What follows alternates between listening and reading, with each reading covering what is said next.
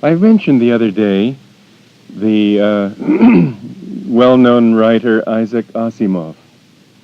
It's a very interesting case in point when we contrast the values of two civilizations here and two levels of reality, because he is a man who quite possibly has gone just about as far as Western intellect can go. He's extraordinarily intelligent, extraordinarily learned, extraordinarily uh, prolific.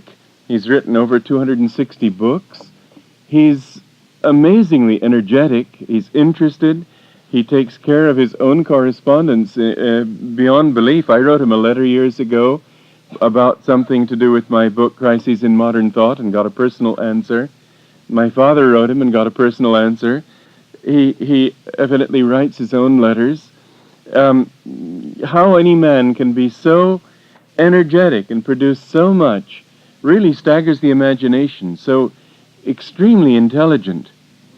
In his book, Foundation's Edge, which is was 6 months on the bestseller list of the New York Times and is very well known and very well written, it deserves to be well known, there's the account of one man in the entire galaxy, many millions of planets within which are by this time populated with human beings.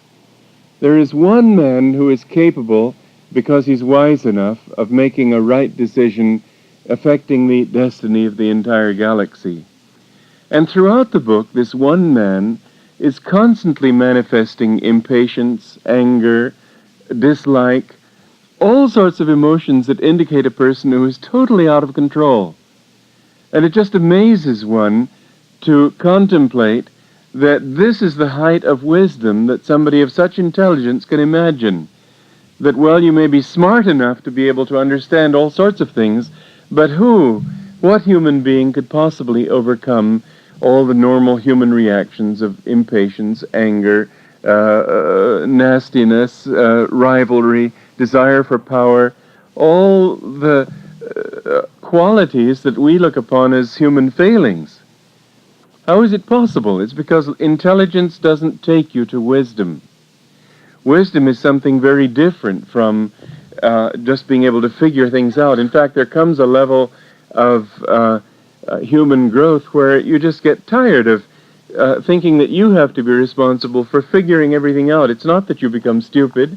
It's that you become aware that there's a higher level of understanding, a higher level of insight, where it isn't you who figure it out. You put yourself in tune with it, and suddenly you understand.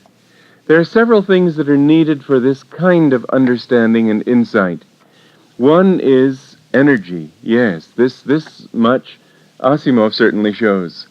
To put out that kind of energy generates the magnetism to really draw a response. Two is direction of that energy. This he doesn't understand. It's all outward. It's not upward.